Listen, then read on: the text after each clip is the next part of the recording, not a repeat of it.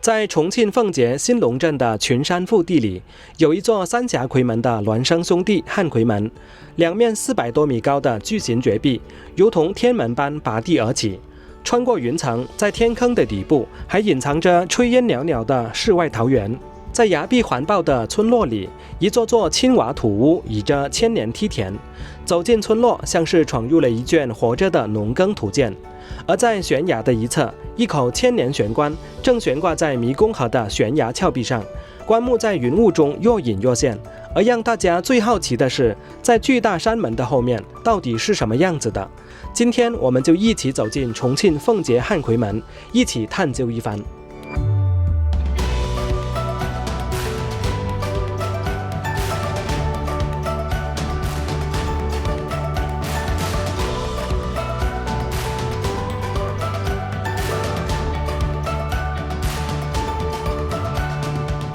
上夔门大桥，进入乌恩公路了。现在距离第一站，也就是神龙瀑布，还有17公里，需要23分钟。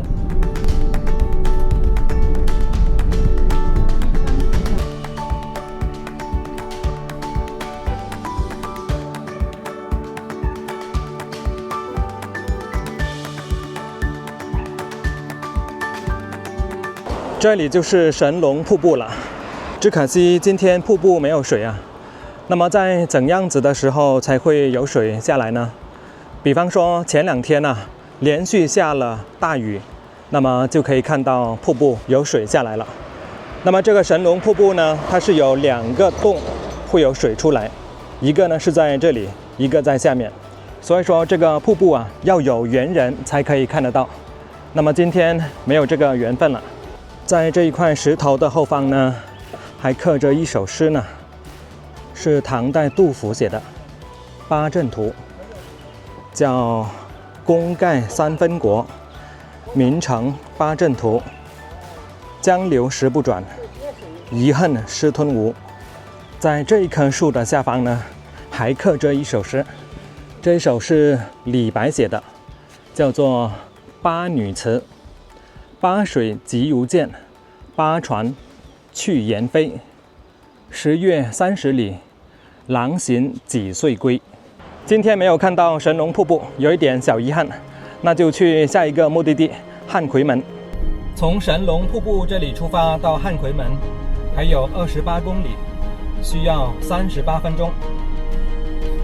出这个路口要小心一点没有声音，没有什么车，走。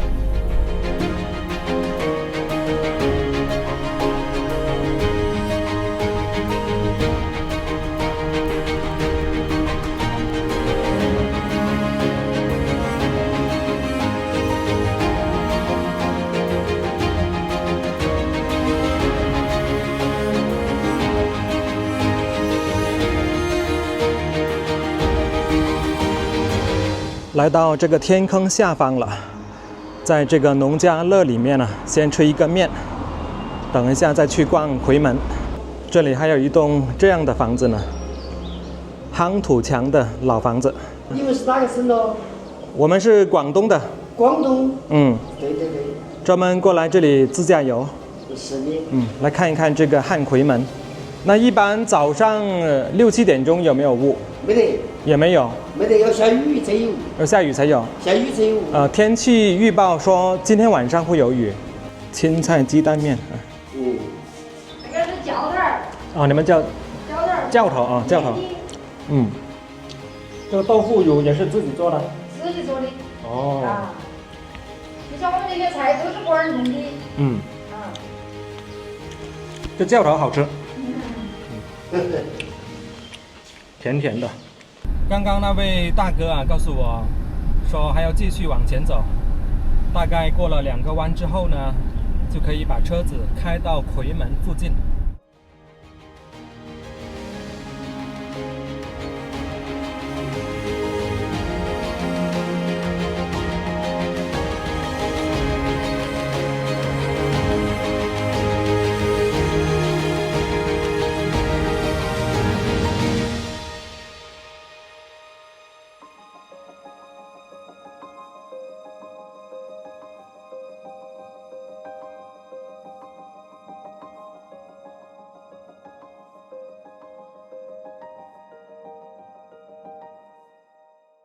现在就来到汉奎门所在的天坑的坑底了。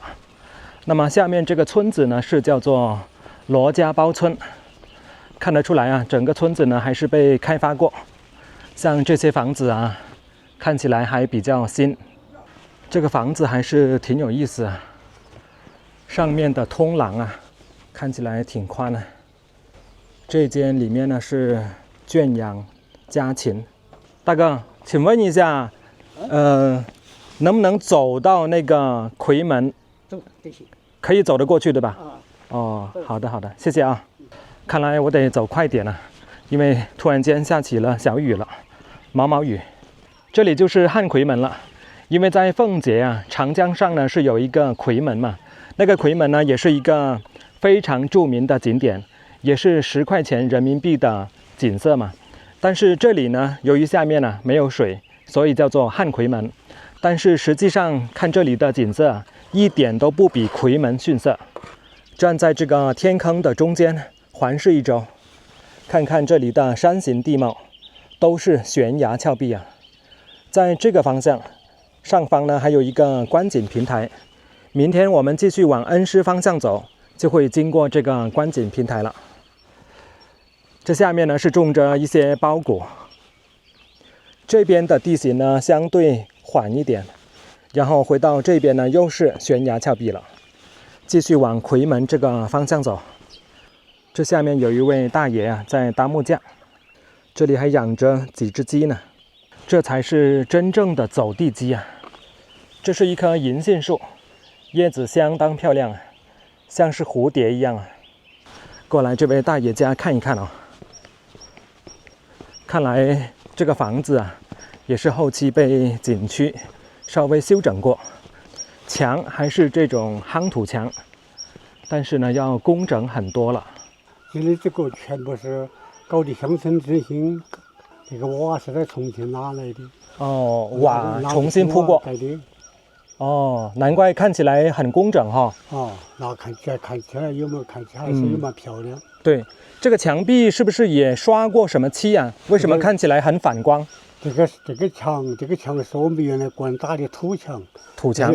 热天的好凉快哦。哦。冬里又热和。大叔告诉我，这个房子住得冬暖夏凉啊。这里还有一座，看样子啊，像是以前景区特意修的房子。院子里的步道啊，已经是杂草丛生了。这个房子呢，还是相当不错啊。如果说这个房子用来住人的话，那肯定是相当的惬意啊。走进来看一下啊，这房子的土墙啊，它是下面宽，上面窄。看一下房子里面，还有一张大桌子，里面呢还有一个类似吧台这样的东西，还有一些椅子、空调。不过现在景区不再运营了，里面的东西呢也没有搬走，确实是有点浪费啊。这里呢还有一张吃饭桌，这周边呢还镶嵌了玻璃的围栏。这里的环境呢确实非常适合修身养性啊，除了交通有一点不便以外，其他一切都接近完美了。那现在继续朝着汉奎门的方向走，像这里呢就是属于原住居民的家了。其实这整个罗家堡村啊，里面的房子呢，既有景区新修的，也有原住民自己的房子，而且景区啊还将这些原住民的房子重新修整过。这间房子还是蛮大的，好几百个平方呢。这个雨一时大一时小，搞得我相当尴尬。哎呀，这个雨真的是有一点神经质啊，忽大忽小。现在这个雨啊又大了，还是回车里。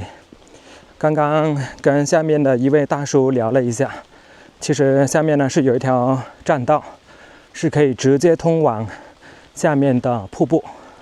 今天就煎一条鱼，炒一个青菜，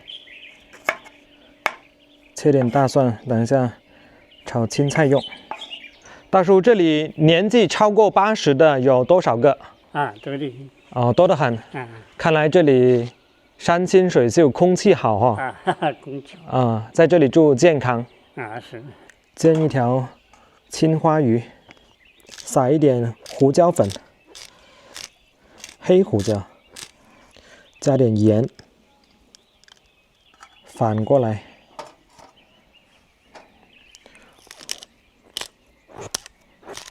再切一点姜丝。你那个是真的饭了？电饭煲做饭。电饭煲。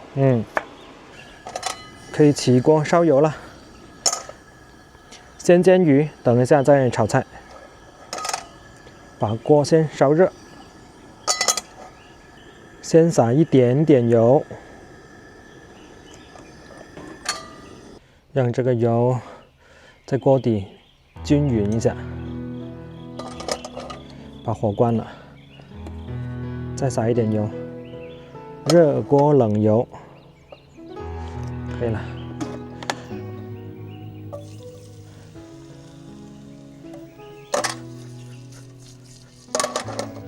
把鱼放上去，再开火，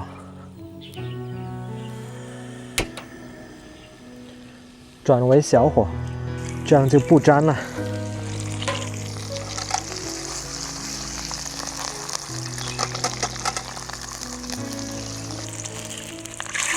翻个面，可以了。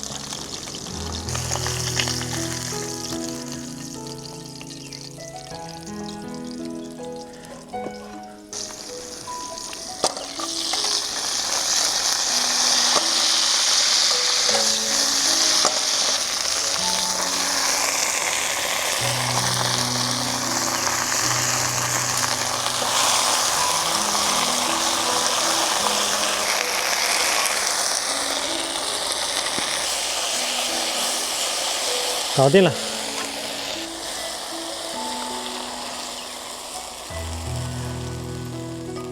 一个煎鱼，一个炒番薯叶，好了，吃饭喽。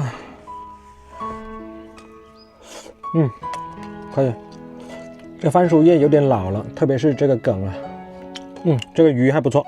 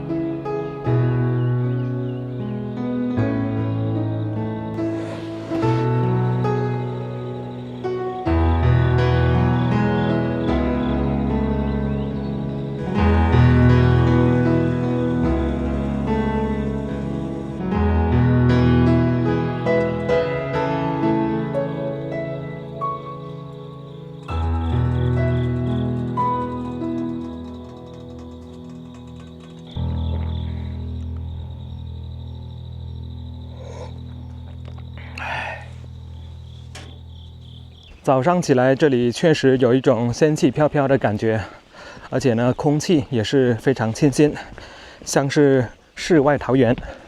现在呢，就朝着汉奎门的方向走去，走上了一条石阶小道，前方啊还有一座小的石门，可以在那里啊来去好好欣赏一下这一座汉奎门。这里还有一栋木头房子，这栋房子啊跟其他房子完全不一样，其他的呢都是夯土墙。这里前面还有一座小的石门，可以在这里啊打个卡。哇，这里的景色简直就是人间仙境，世外桃源啊！大门套着小门，小门的前方呢，还种着一棵月季，粉红色的，相当漂亮啊。好，那现在穿过这座小的石门，到汉奎门来看看。今天天气还不错，看样子呢，应该会出太阳。现在在这个罗家堡村子里面呢，还有10几20栋房子。其实在这里住的人呢，也不多了，大多数呢都是搬到街上去了，也就是昨天吃面的那个地方啊。那么现在仍然住在罗家堡村子里面的，大多数都是老人。之前我在网上啊听到有人说，这个汉奎门呢，它的高度啊是有600米，但是其实刚刚我用无人机飞了一下啊，我是在这里起飞。如果说是在石门的正下方啊，会低一些。所以说这里满打满算啊，算它400米高，然后宽度的话呢，约100米。走到这汉奎门的前方，会有一种强大的压迫感。前面的路啊也越来越窄，两边的草呢也是很密，所以说我觉得一个人走进去啊会有一点危险哦。所以说把前面的路呢就交给无人机，去找一找那一口迷宫河玄关。准备飞无人机了，看到眼前的汉奎门啊，让我想起以前小时候经常听到大人讲，山的那边呢会有危险，不要到山的那边去，因为会有猛兽等等这样的话。当然小孩子肯定是不能乱跑，长大之后呢，我觉得一定要冲开思想的禁锢，越过前面的这座大山，到山的那边去探索探索，到更广阔的世界去探索探索。好，有信号了，现在起飞无人机。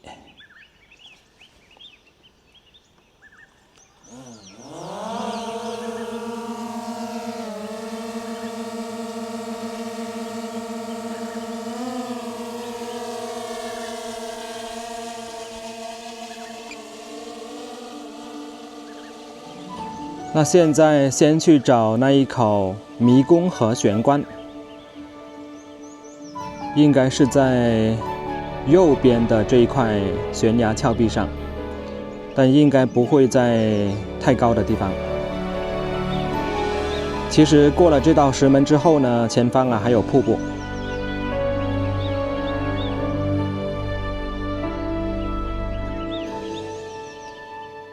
到了石门里面呢，无人机的信号就会有点弱了。